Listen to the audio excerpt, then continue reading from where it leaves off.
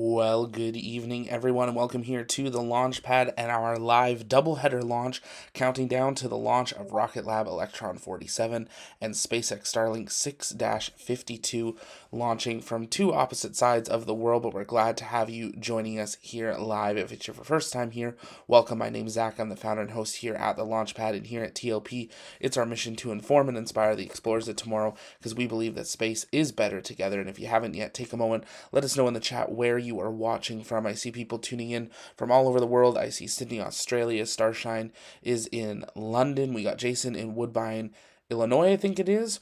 We got Marin in Planet Earth. D, good to see you from Australia. Good day as always. Helen is in Coventry, UK. Hurton is in Calgary, Canada. Sharon is in India. Denise is in California. And the Creative Gamer is in Orlando. I'm coming to you live from our TLP remote studio, currently stationed in the UK, as we are counting down to two simultaneous launches. And those countdown clocks in the top right corner, they are correct. We are going to see two launches within less than 130 seconds of each other. Both companies have said they are running on time for launch. Falcon 9 has begun propellant loading, and RocketLab is well underway as well. We're waiting for both companies to begin their live commentary coverage, and when they do, we will patch them in and bring you the latest updates. As always, if you have questions, you can send those in the chat by tagging us at the launch pad, and we will work on answering those live to the best of our ability. If you haven't yet, take a moment, hit that like button, share out the stream, invite people to join us for this double header. It's a rare thing to see, and possibly even a historic milestone, with two launches in less than 130 seconds happening here tonight. The first launch, RocketLab Electron 47, also known as the beginning of the swarm, will carry two different payloads on board: the ACS3, which is a NASA technology demonstration solar sail, and we're excited to see this fly after the solar sail that was on board Artemis 1 as a CubeSat unfortunately did not deploy. Also on board Electron is NeonSat-1. It's a high-resolution optical satellite that will be deployed as a technology demonstration for a future Earth observation constellation from Korea, both of these going into a sun-synchronous satellite. Our second launch is SpaceX Starlink 6-53. I think I misspoke when I first kicked off. And on board are 23 Starlink V2 minis ready to head up to low Earth orbit. We are counting down T-minus 23 minutes, 53 seconds and counting till RocketLab, and 25 minutes, about 48 seconds, till SpaceX Starlink. We will try to sync those countdown clocks once both companies goes live, as they don't always give us the to-the-second T-zeros, but we did our best to put those there, and we'll update them as we go. Lots of people tuning in all over the world. We got Gavin in Southampton, UK. Great to see you. Nancy is in San Diego. We got Tara in the UK as well. Hellfire's in Wisconsin. I see Bavaria, Texas, Pennsylvania. Great to see you all tuning in today. For those that are in the UK and Europe, make sure you stay tuned to our social medias, as we're working on planning some meetups here in the near future. So make sure you stay tuned for those over the coming weeks, as I'm currently in the United Kingdom, and we're excited to be doing some exciting coverage and planning for future coverage while I'm here. So definitely stay tuned for that. If you're interested in becoming part of the TLP crew, possibly as a launch commentator, a moderator, a researcher, or a journalist, make sure you take a moment and fill out the application that is in the chat. We'd love to invite some of you. Interviews are underway, so definitely take a moment, check that out, and join our volunteer as we continue to bring the best possible coverage of everything space from around the world. An exciting announcement for those of you that have been waiting for it, but tlpnetwork.com will be back very, very soon, and we're super excited to be rolling out an all-new website with new features and data on it, so definitely stay tuned for that. It's going to be a phased rollout, but the launch calendar, it's coming back, and make sure you stay tuned for that, and we're excited to have that back to you in the very near future. If you guys have questions, you can send those in the chat, and we'll work on answering those live here today. I see Sissy Dodge saying, I thought solar sails was a theoretical thing. It isn't. It works. It is something that we are proving on a larger and larger scale. The solar sail they'll be deploying, hopefully here today, is actually the size of a New York City apartment once fully deployed, and the hope is that if that works, we can scale these up to becoming the size of tennis fields and eventually maybe even football fields, as it is free energy. Now, the further away you get from the sun, the larger the sail you need to be able to capture the same amount of energy a smaller sail can capture here at Earth. So that's why the bigger the sail, the better. It gets you moving faster earlier and lets you keep collecting more power from the sun for a longer period of time, which will be a really great thing for being able to send out more missions like Voyager 1 and 2. Speaking of Voyager 1, I know many have been following along over the last 5-6 months as we've been having communication errors with it, but exciting news, Voyager 1 is back. For the first time in many months, NASA has restored communications with the historic spacecraft way out of our solar system, so Voyager 1 and 2 are continuing to operate well.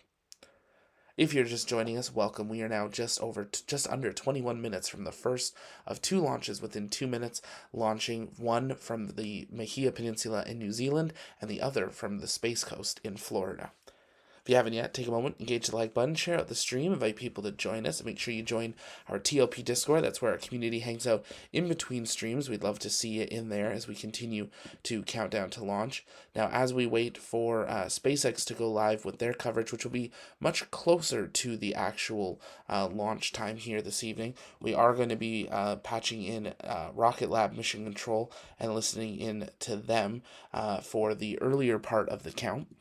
But while we do that, we'll continue to answer your guys' comments and questions to the best of our ability during that time. We'll be also listening in for that go, no go from RocketLab Mission Control as we continue to approach that targeted T0 for deployment of today's 2 satellites. Take a moment, keep sending in those comments and questions, and let's listen in to RocketLab Mission Control. Where our Electron rocket is vertical and ready on the pad as we begin the countdown to today's launch. Thanks for joining us for our 47th launch and our 5th mission of the year, scheduled for liftoff at 10:14 local time or 22:14 UTC. In America, that is 18:14 Eastern and 15:14 Pacific. Today we are launching 2 satellites for 2 customers on a mission we have called Beginning of the Swarm, or BTS for our K-pop fans.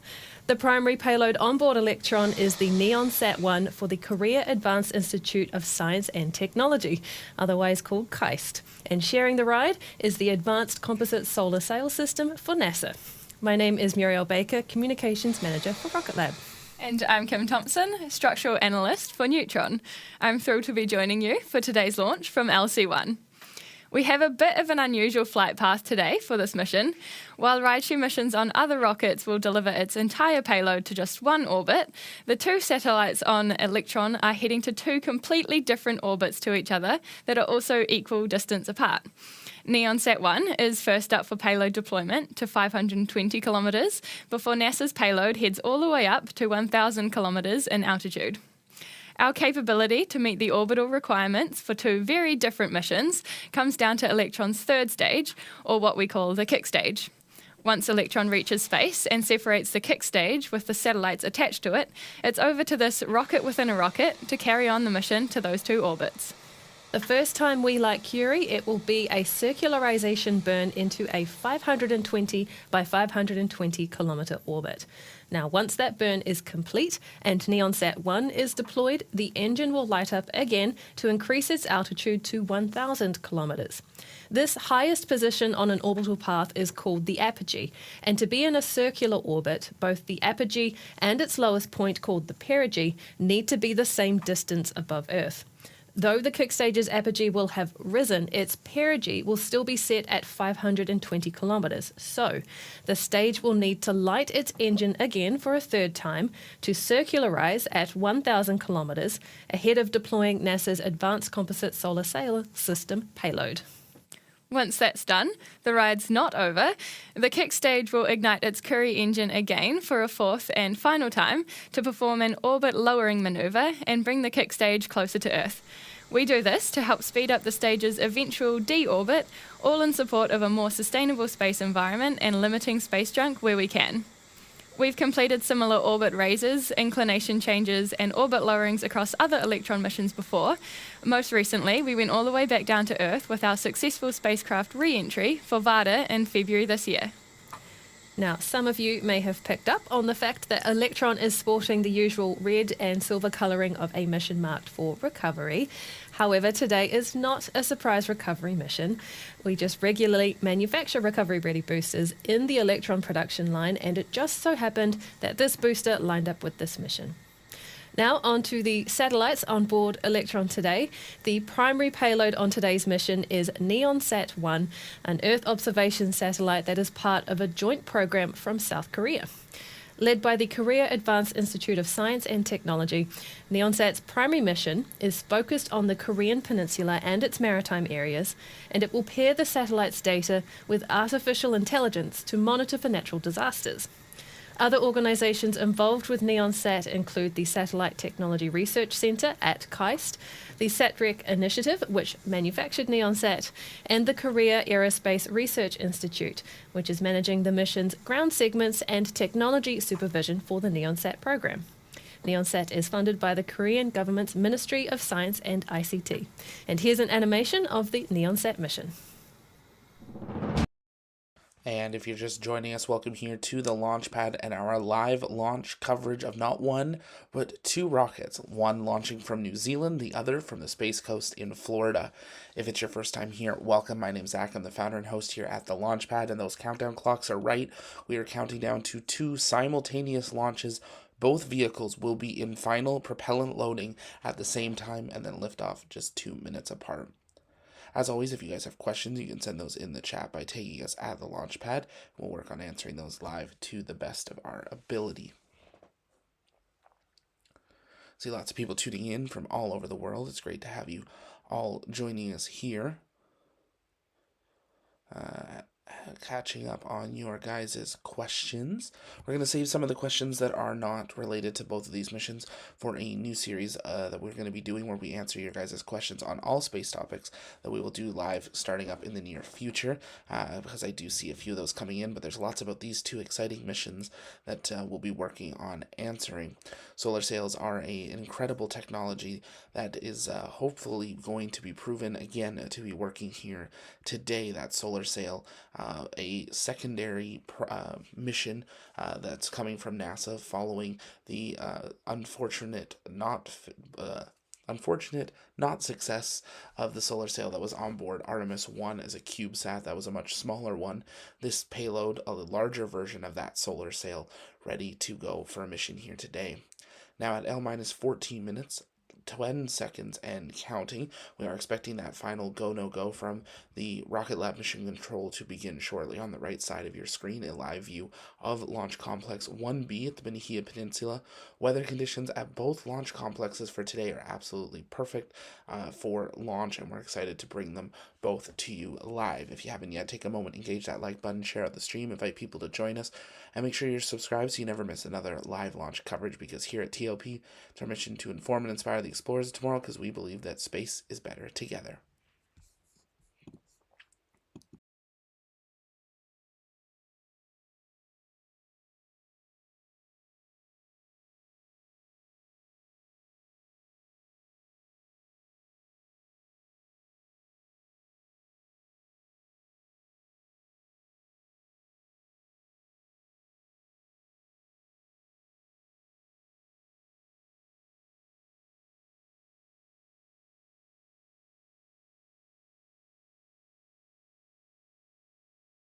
A very exciting time for the Ministry of Science and ICT in Korea.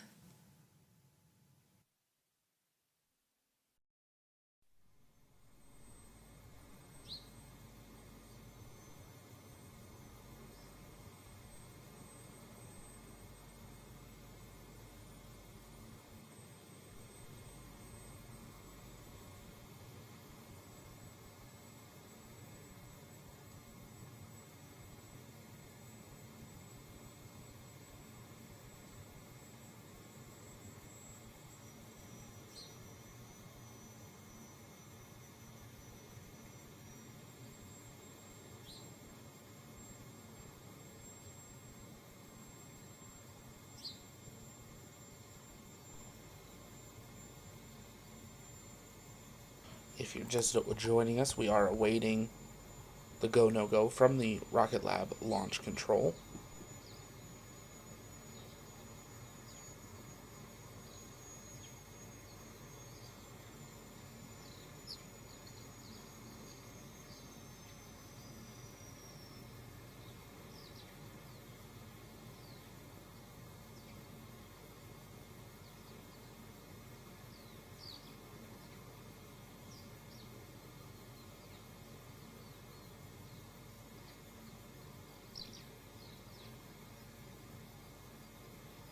And to all operators, LDM mission code, just a reminder, we are currently at T-minus 12 minutes and holding.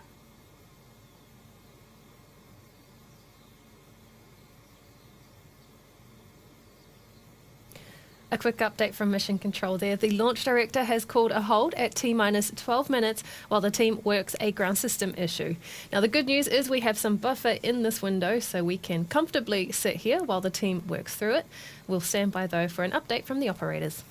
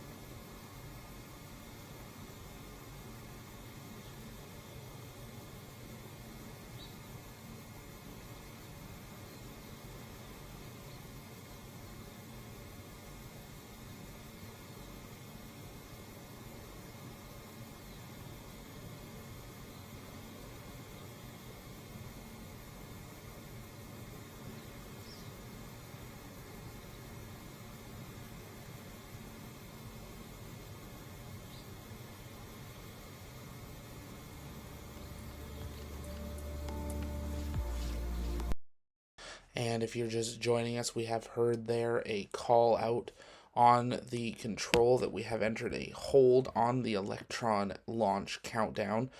We'll see how this shapes up to affect today's dual launch within 2 minutes. It might even end up being closer, or we might end up seeing it get further away. We are waiting for SpaceX to begin their live coverage, and once they do, we will patch them in and listen in to SpaceX Mission Control as well. As always, if you guys have questions, you can send those in the chat by tagging us at the launch pad. We'll work on answering those live to the best of our ability as we continue through today's launch countdown. RocketLab does have some time within their launch window today, so if for any reason this hold needs to extend for some time, they are going to be able to do that. But we will keep an eye on the mission control nets to wait for an update on when that's happened and what the new T0 will end up being.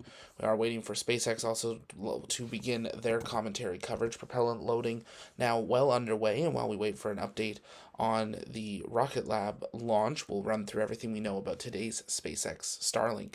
Today's launch is SpaceX Starlink 6-53 launching from Slick 40 at Cape Canaveral Space Force Station in Florida. Today's Falcon 9 booster is booster 1078, going for its 9th flight after previously supporting Crew 6, SES-03 mPower, USSF 124, and 5 previous Starlink missions. SpaceX's autonomous drone ship, Just Read the Instructions, is stationed downrange in the Atlantic Ocean, ready to recover today's vehicle. We did have lots of time in the launch window today, but with propellant loading now underway, Falcon 9 is locked in to this current launch opportunity. We continue to wait an update from RocketLab on the status of the ground support issue, is the only thing we've heard so far on why they have had an issue in the count. If you have yet, to take a moment, let us know in the chat where you're watching from. T-minus 9 minutes, 3 seconds and counting till SpaceX Starlink launches from Slick 40 at Cape Canaveral. Electron is currently in a hold. At this time, unfortunately, with the clock continuing in a run on SpaceX, we will not be seeing 2 launches within 2 minutes. What I believe, if I remember correctly, a historic record for the quickest turnaround of 2 flights off the surface of the Earth. But there is time that we see these within a very short period of time. RocketLab sitting at T-minus 12 minutes and holding. They normally recycle back to 14 or 15 minutes because they do need to go through the terminal countdown, go, no, go, and then enter terminal count. So we will be staying live, hoping to bring you live coverage of both of these counts. We are expecting SpaceX to begin their live coverage shortly, so make sure you stay with us. As always, if you have questions, you can send those in the chat by tagging us at the launch pad. David said, has there ever been a double launch? We've done actually a triple launch about 2.5 years ago. We had 3 launches within about 90 minutes. So it does happen occasionally, but something we don't see all that too often yet, but something we do expect to see a lot more frequently as we get further and further into this new era of space exploration with so many more vehicles and launch systems coming online. T-minus 7 minutes, 40 seconds and counting till launch of SpaceX Starlink 6-53. If you happen to be down on the Space Coast and take photos or videos of today's launch, make sure you tag us over on X at tlpn_official or join us over on our Discord and share some photos in there. You are seeing a view into the mission control room for RocketLab. Waiting to hear an update over the comm nets. They have some beautiful copyrighted music playing, so we'll wait for that audio to come through with the voices. T-minus 7 minutes and counting till the Starlink launch. T-minus 12 minutes and holding in New Zealand.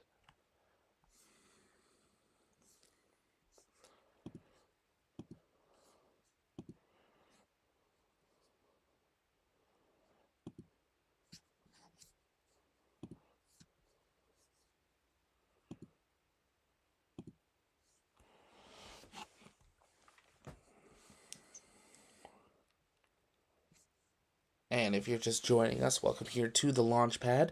We are counting down to 2 launches happening, one from New Zealand, one from Florida in the United States. The first one was a RocketLab launch that was scheduled to launch about 3 minutes from now, but it did enter an unplanned hold due to a GSE, or a ground support issue. Currently sitting at T-minus 12 minutes in a hold while the team works through a ground system issue. While we wait for an updated T0, we are being treated to beautiful views of Electron on Pad B at Launch Complex 1 in New Zealand. In fact, it's such a clear day that you can spot the Wairau coastline in the background there.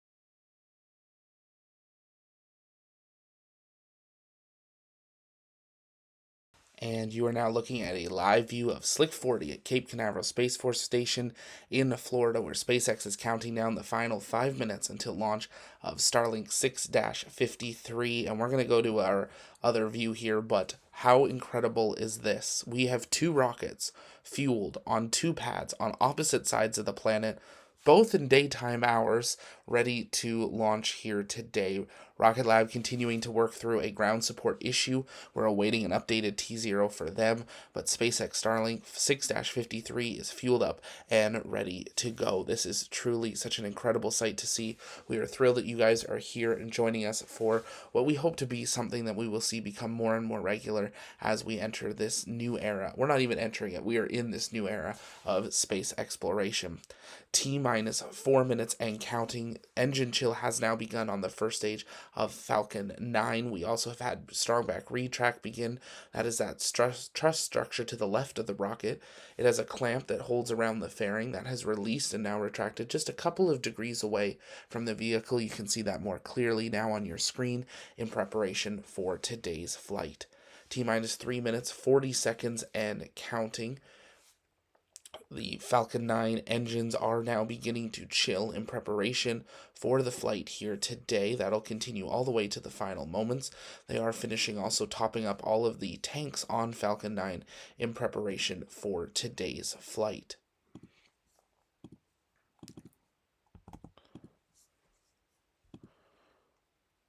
On board are 23 Starlink V2 minis ready to head up to low Earth orbit, a typical sight that we see every about 48 hours or so. If you haven't yet, take a moment, engage that like button, share out the stream, invite people to join us. T-minus 3 minutes and counting till launch. RocketLab is continuing to hold in their countdown, so we'll listen back in for an update from them when we get one, but we'll be continuing and bringing you full commentary coverage of the Starlink mission. T-minus 2 minutes, 40 seconds and counting.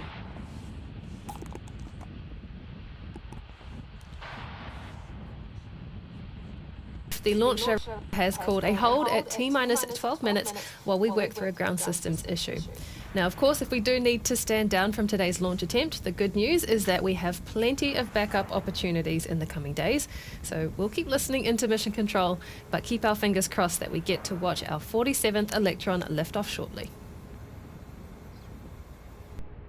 An update there from RocketLab, listening into updates from their mission control as we get them.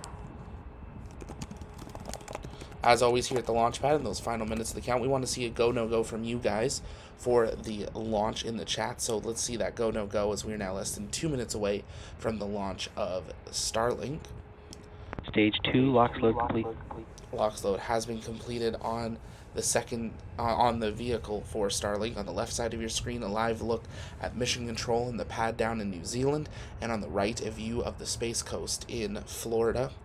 While we await updates for the launch from RocketLab for the next 90 seconds, we're going to take SpaceX full screen, and once we have updates from RocketLab, we will patch those in.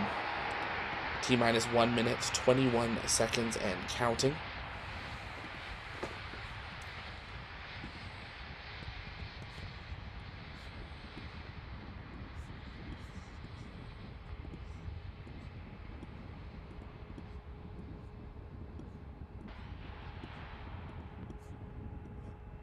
Falcon 9 is in startup.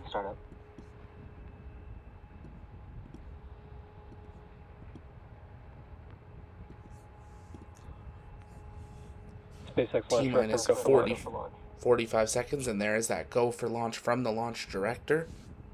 T-minus 40 seconds.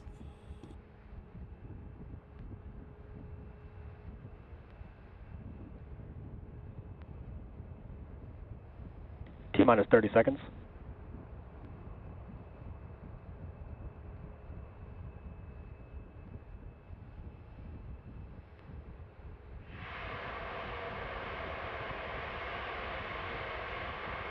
$15 seconds. T-minus 10, 9, 8, 7, 6, 5, 4, 3, 2, 1. Engine full power and liftoff. Go Falcon, go Starlink.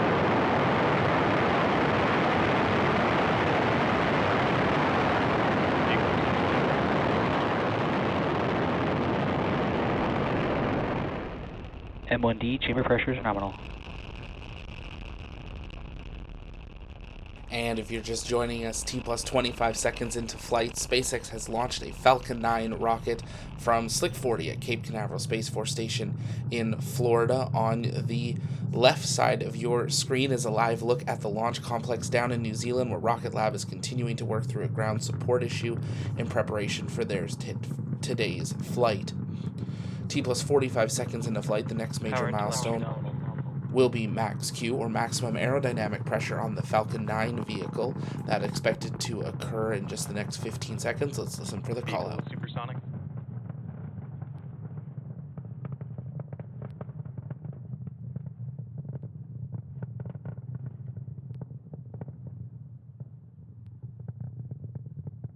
Max Q. And we have confirmation of max Q. The next event will kick off a sequence of events starting 2 minutes, 26 seconds into flight with MECO, or main engine cutoff. This will be immediately followed by first and second stage separation, SES1, or second engine start, or MVAC ignition, followed by grid fin deploy, and then fairing deployment. MVAC engine chill has started. T plus 1 minute, 39 seconds into flight. You heard that MVAC engine chill has now begun. A shorter time frame than we see for the first 9 Merlin D engines, but continuing to go nominally for today's flight. Some incredible views coming in from on board the first stage of Falcon 9, and incredible views from down in New Zealand of Electron, which is fully fueled, ready to launch today as well. T plus 2 minutes, 5 seconds into flight. If you have questions, send those in the chat by tagging us at the launch pad, and make sure to subscribe so you never miss another live launch coverage. We are listening in for updates from RocketLab, and when we have them, we will bring them to you. They are continuing to hold at T minus 12 minutes.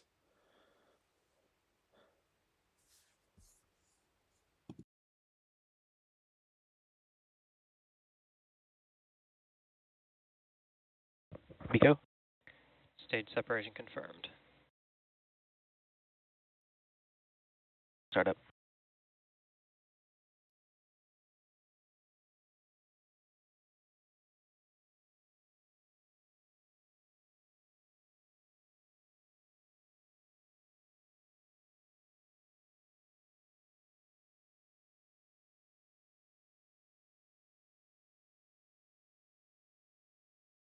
Bearing separation confirmed.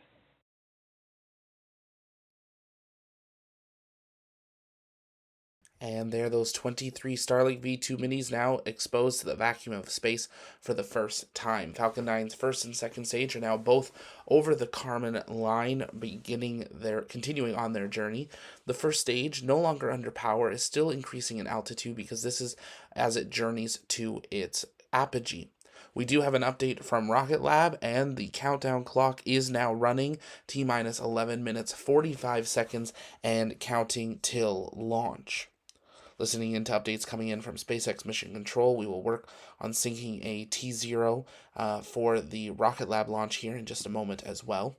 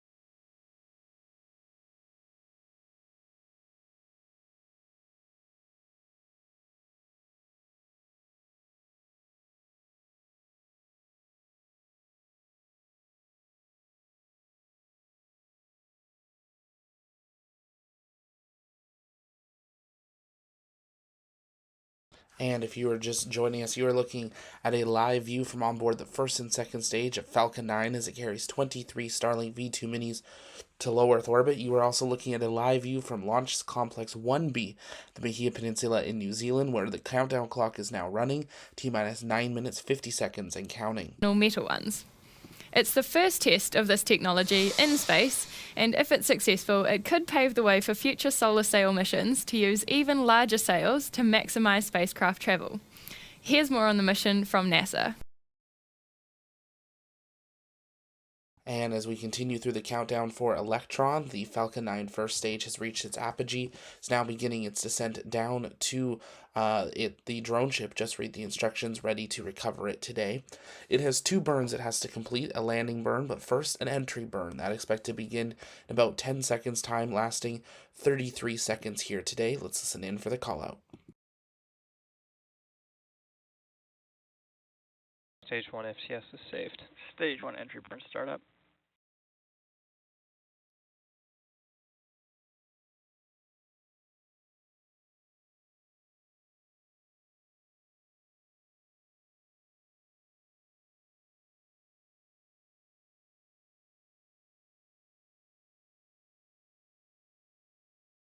Stage 1 entry burn shutdown.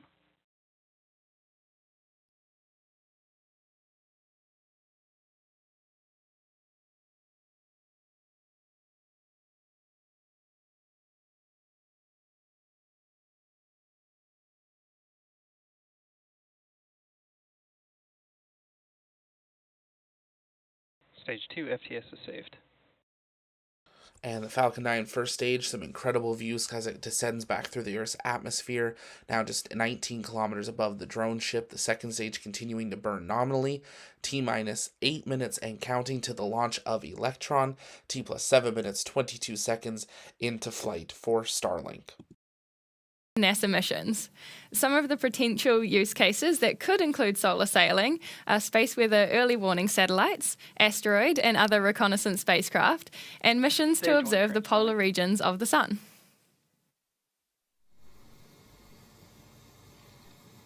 Check, sequence 57 complete. Copy, thank you.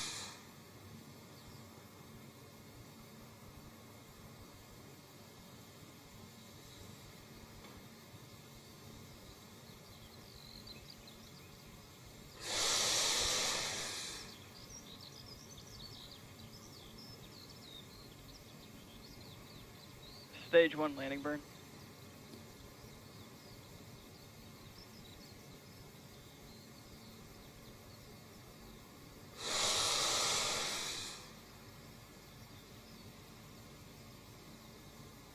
Stage In 1 under landing 7 light minutes' deploy. time, the Electron rocket you see on your screen is scheduled to lift off from Pad B at Launch Complex 1 with KAIST and NASA's Stage 1 Payload. landing confirmed. It's launching on a What an southern incredible view. I'm going to cut in on all of them talking. We are watching a Falcon 9 launch and land. Another vehicle is now just 6.5 minutes away from launching. What an incredible time to be alive. SpaceX will end their live coverage of today's deployment, expected an hour into flight, but they will only confirm that via social media. But we have SECA 1 confirmed on the second stage. So now all of our eyes turn to New Zealand, where Electron is ready to go for today's flight, and RocketLab is counting down L-minus 6 minutes, 12 seconds, and counting. If you haven't yet, what are you doing? Take a moment, share out the stream, invite people to join us as we count down to a launch of a NASA solar sail and the first of a tech demo to ahead of a new sub-constellation in orbit of Earth. L-minus 5 minutes, 52 seconds and counting till launch of Electron. SpaceX Starlink mission now well underway, about an hour away from payload deployment. Some incredible views coming in from Launch Complex 1B in Mahia Peninsula, as we say with all launch sites. If you happen to take photos or videos of today's launch from down in New Zealand, make sure you tag us on social media, TLPN_official on X, or send it to us over on our Discord, because we do believe that space is better together, and we'd love to give some shout outs there and sometimes even bring those live on air. T-minus 5 minutes, 20 seconds and counting, listening in to RocketLab Mission Control. pumps and main propellant valves. All right, as we look at the clock, we are 5 minutes and 10 seconds left in the countdown to liftoff. Launch operators are currently in control, but once they switch Electron to internal power at T-minus 2 minutes, the rocket's flight computer will autonomously run through the remaining steps.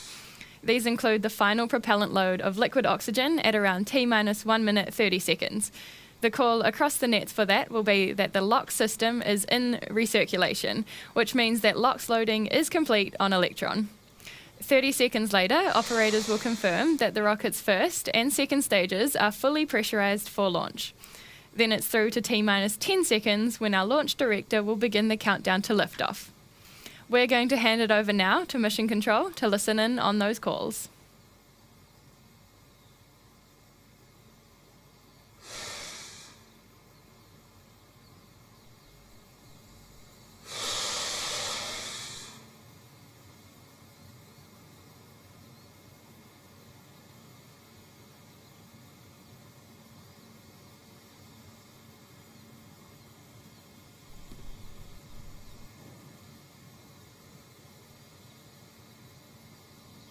LD GC mission.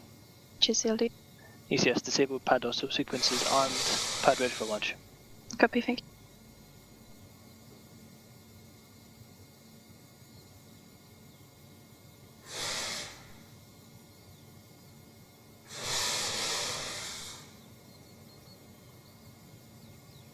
And if you're just joining us, you are looking at a live view of Launch Pad 1B at the Mahia Peninsula in New Zealand, where RocketLab is preparing to launch Electron 47, beginning of the swarm. L-3 minutes, 20 seconds, and counting. As always, here at the launch pad, let's see that final go, no go from all of you in the chat. Make sure you engage that like button ahead of liftoff.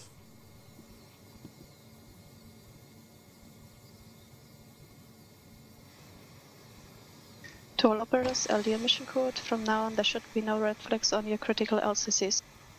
VCON LD mission code. LD VCON. Lock the auto sequence and confirm. Auto sequence is locked. VCON, please confirm all expected primary flight computer ASCIIs are green. Confirmed. We go for auto sequence start at T-2 minutes. LD is go for launch.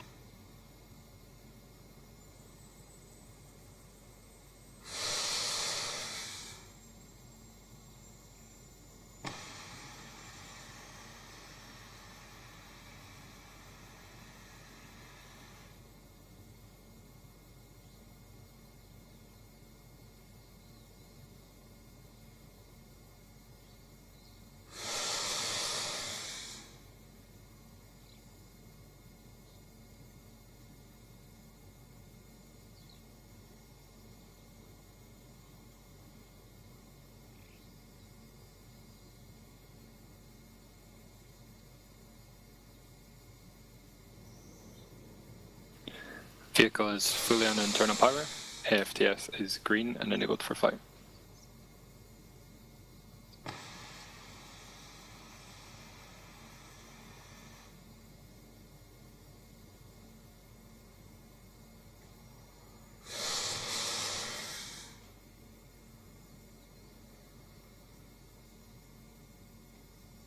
Locks load complete. System is in recirculation.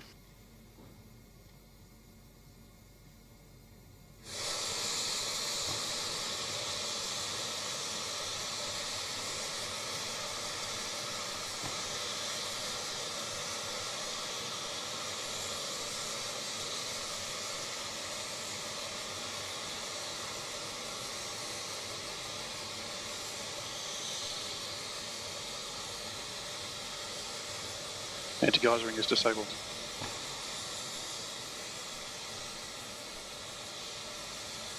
Stage 1 and Stage 2 tanks are pressed for flight.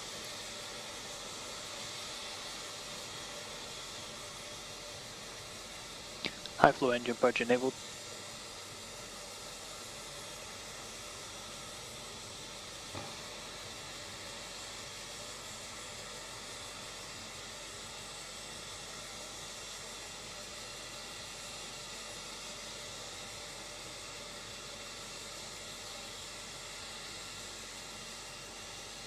We are T-minus and 20 seconds and counting.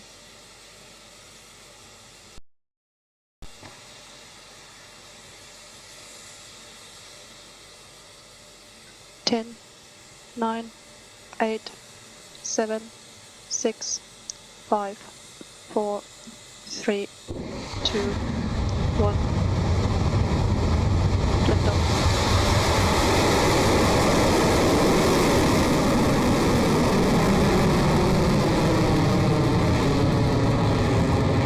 Vehicles clear the flight. Safety launch pad. Begin pitch over.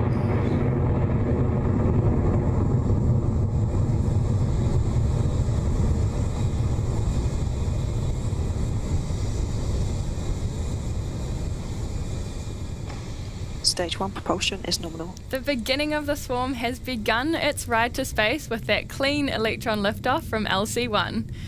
Electron's trajectory will take it up and over the South Pacific Ocean as it heads away from the launch pad.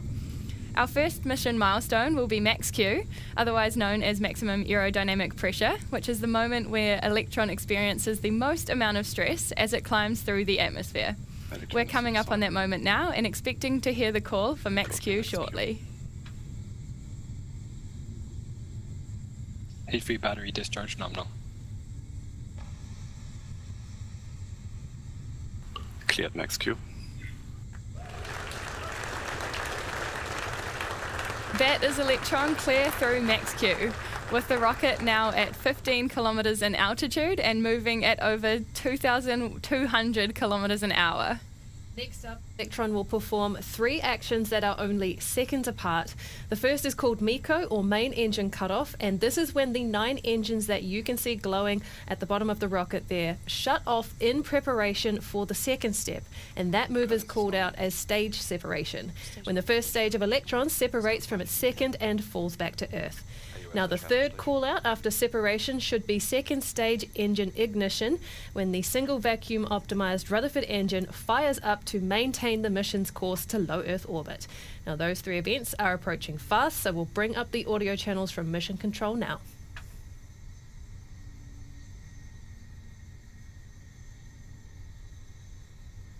"15 seconds to staging.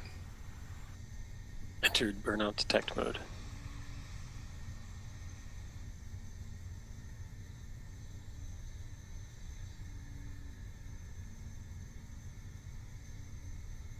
MECO confirmed.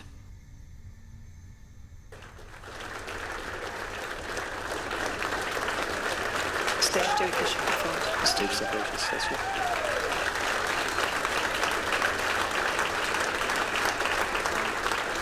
There we go, that was MECO, stage separation and engine start on the second stage. We have had a nice clean camera feed of those things happening, with the camera view now held on the second stage engine as it powers the mission on. Beginning of the swarm is now over 100 kilometers above Earth, past the Kármán line, and moving at more than 8,000 kilometers an hour. The next mission milestone is fairing jettison, or separation of the nose cone, and that's what protects NeonSat-1. As you just saw, fairing jettison is now complete. We dropped those 2 fairing halves early into the mission because they're not needed for satellite protection anymore now that we're through Earth's atmosphere. That dead weight is gone, and the mission is now a step closer to our first payload deployment at 520 kilometers.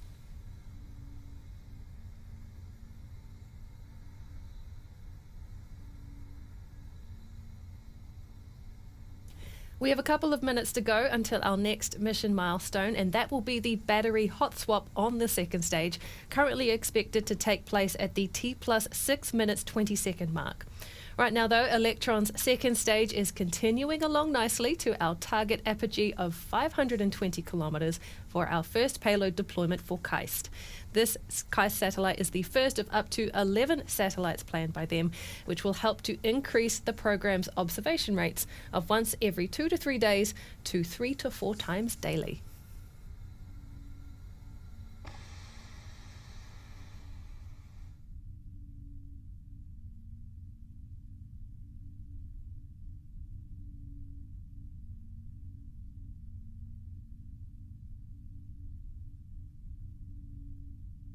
It's T+4 minutes into the mission. Electron is still progressing smoothly through flight, and all remains healthy with KAIST and NASA's satellites. For NASA's payload, packed into this small satellite are composite booms that will unfurl once the payload is deployed, much like how a butterfly's wings emerge from its cocoon. This satellite will test how the pressure of sunlight pushing against its sails moves the satellite around. The closer to the sun, the better to test its solar sail technology, hence the reason for this mission requirement of a much higher orbit than the primary payload on Electron today.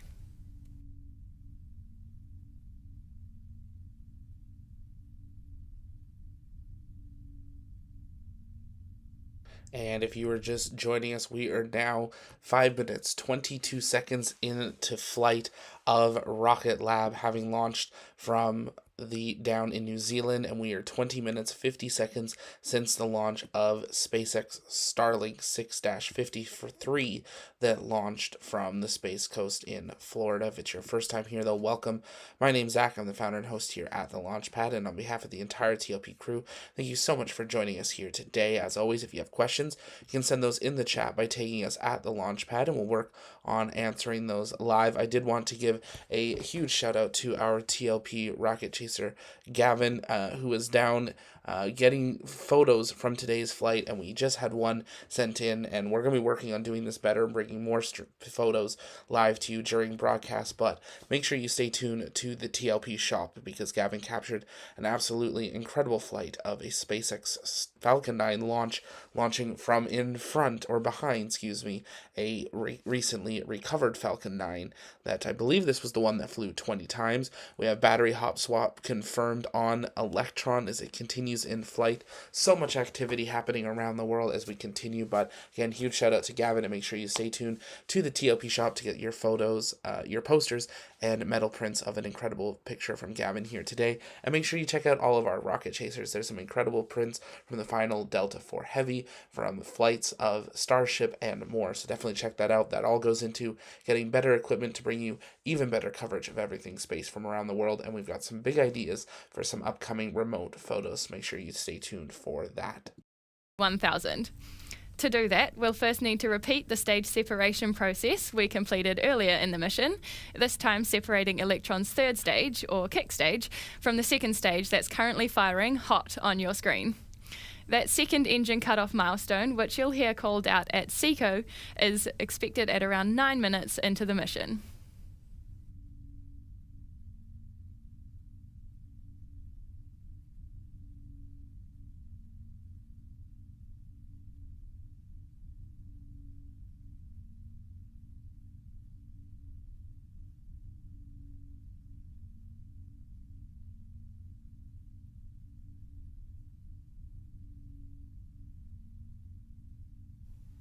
T plus 7 minutes 47 seconds into the flight, and the mission is continuing nominally.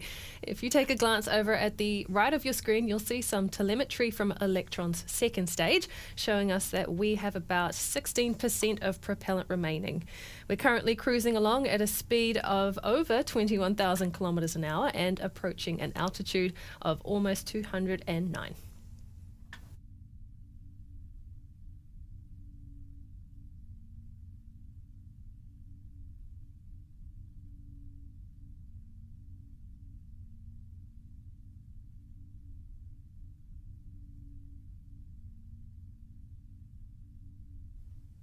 We're coming up now to engine cutoff on the second stage, the last action this stage will perform for the mission. Much like with the first stage, Electron will power down the Rutherford engine on the second stage to allow the kick stage to separate cleanly. We time the engine shutdown for right as we reach that target perigee of 250 kilometers. Let's listen out for that engine shutdown and stage separation now.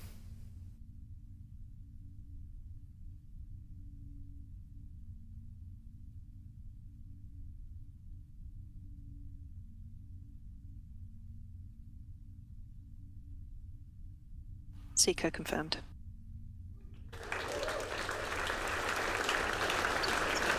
Stage 3 separation confirmed.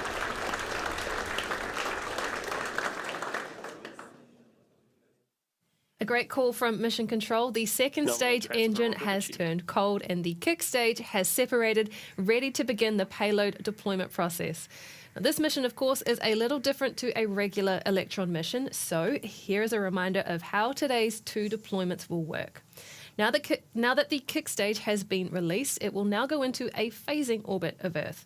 Because it's been set into an elliptical orbit from its perigee, it needs to head around to the other side of the planet to an apogee of 520 kilometers before it fires up the Curie engine to course correct into a circular orbit. Now, once it does, NeonSat-1 will be deployed to begin its mission for KAIST, and that will be Phase 1 for the kick stage. Phase 2 will see it light up its engine again to perform an apogee raise to 1,000 kilometers, the target altitude for NASA's satellite. That apogee raise will bring the kick stage out of a circular orbit and back into another elliptical one. Here, the kick stage will do another half pass of Earth before the dots reconnect again at 1,000 kilometers, where it will light up its Curie engine for a third time to circularize its orbit before payload deployment. Once that's done, it will be on to Phase 3. The Curie engine will ignite a fourth and final time to undo its circularization and bring it back into an elliptical orbit. This orbit lowering maneuver will help to speed up the kick stage's deorbit, doing our best to keep space as tidy as possible. For now, though, we will leave you with a graphic of Electron's coast phase ahead of that first Curie ignition, and we'll come back to this webcast to listen in for confirmation of that first payload deployment at around T plus 45 minutes. So we'll see you back here then. And if you're just joining us, welcome here to the launch pad. We've been following 2 launches. The first ended up being SpaceX Starlink, which was supposed to be second, but it ended up being first. And now we are continuing to follow Electron as it heads to its first of 2 deployments. If you've just joined us, take a moment, let us know in the chat where you're watching from, but also send in your comments and questions through this coast phase. We're going to be answering those live as we continue to follow along with Electron 47, beginning of the swarm. Again, another quick shout out to the incredible photo coming in from the Space Coast from our rocket chaser, Gavin. Make sure you stay tuned to the shop either later today or tomorrow to get your hands on that incredible new print. In posters, metal prints, and canvas will be available. And stay tuned as we are soon going to be launching magnets and some other little items that you can get with some of these incredible photos to cap that our rocket chasers have captured. If you're interested in becoming part of the TOP crew as a rocket chaser, maybe a moderator or a launch commentator, take a moment and fill out the application. One of our team will drop the link in the chat for you. We are looking at expanding that team, and interviews are now underway, and we'd love to invite more of you to join onto the crew. Lots of people tuning in from all over the world. We're glad to have you all joining us here. Danielle is watching from New Zealand. Great to have you here. Carl says, thanks for the double header. We appreciate you being here. Thanks so much. Lunar Sparkles, thanks for the views from Earth. Some really incredible views from both vehicles here today. 2 successful launches. Both vehicles are now with their second stages on coast phases. Both SpaceX Starlink and Electron 47 are in a coast awaiting payload deployment. So not only do we have 2 launches, we now have 2 vehicles with missions underway in orbit of the Earth. Really, truly incredible to see. As I said, if you guys have questions, you can keep sending those in the chat by tagging us at the launch pad, and we'll work on answering those live. We hope that you will join us back here for the next launch, which we have many coming up this week. It is kind of a week of launches. We have Worldview 1 and 2 launching on a SpaceX Falcon 9 on Wednesday, April 24th. We also then have, following that, the launch of the crew from China up to the Chinese space station. That is set for Thursday, April 25th, and then we're back with SpaceX on Sunday, April 28th, with another customer mission, as well as a 2 Starlink missions also scheduled for the 28th, so possibly a triple SpaceX launch day. So, though we're approaching the end of the month, and we had a little bit of a quieter week this last week and weekend, so we're going to make up for it with an incredibly busy week this week, and we hope that you will join us here. Stealth mode at the launch pad. Will Electron recover the first stage and or fairings? They are working to recover their first stages, but they are not recovering this one. The first ever Electron that has been recovered is in preparation to have its first ever reflight in the coming months. So we have had that confirmed by RocketLab that they are preparing for that. You guys can keep sending in your comments and questions in the chat by tagging us at the launch pad. We're going to take a quick commentary break, but stay with us as we follow along, waiting for payload deployments of both SpaceX Starlink and Electron with 2 payloads on board. Stay with us.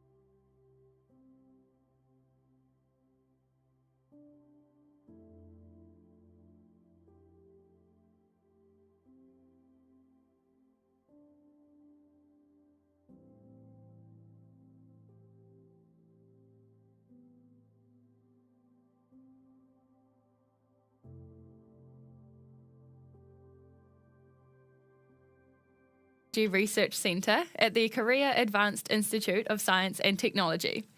If you're just joining us, we had a successful liftoff of Electron at 10:32 local time, successfully ran through all our mission milestones, and now we're awaiting the first Curie ignition ahead of payload deployment.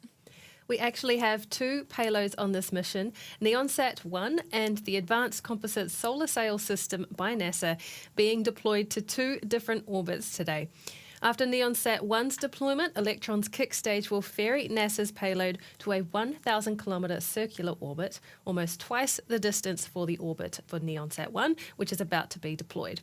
Now, since the kick stage's release from Electron about 40 minutes ago, it has since completed its first pass of Earth, and we are now moments away from that first ignition. So let's listen in.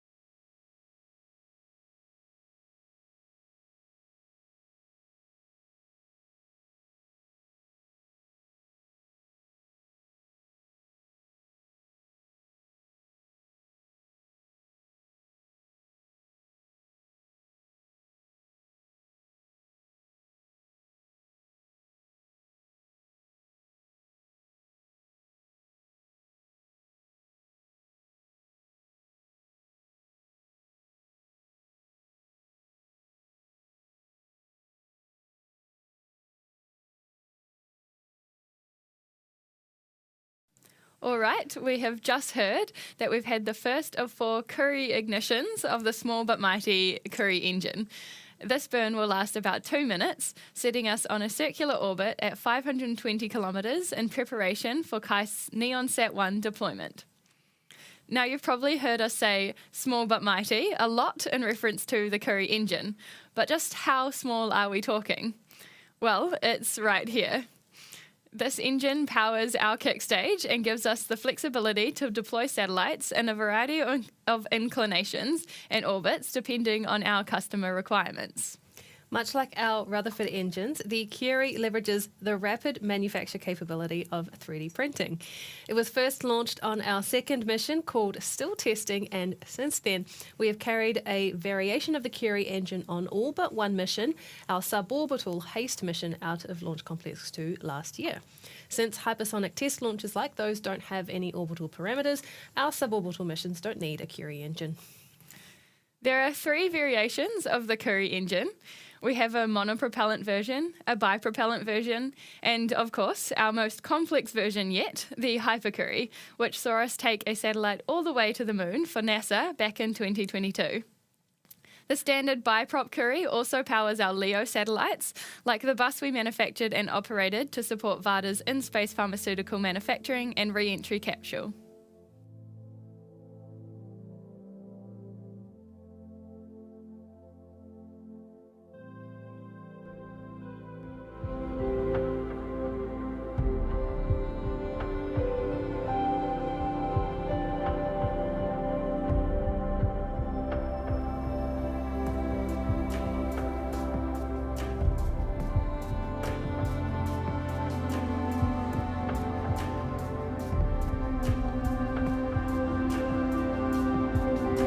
Expected payload deployment.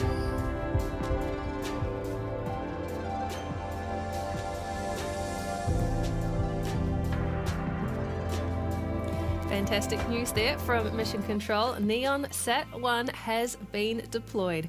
Congratulations to KAIST and its mission partners at the SatRec Initiative, CARI, and the Ministry of Science and ICT, and all the best with NeonSat's operations starting from right now. The kick stage's journey is far from over though. In the next 3 minutes, it will light up its engine again to raise our apogee and carry NASA's payload to its target 1,000 kilometre altitude. With about an hour until the Advanced Composite Solar Sail System's expected deployment, we'll be ending the broadcast here, but we'll be sure to share with you confirmation of the payload's deployment across our website and social media channels. So check us out there for updates on the kick stage and deployment of NASA's payload. Thank you so much for joining us for today's mission. This is RocketLab Mission Control signing off.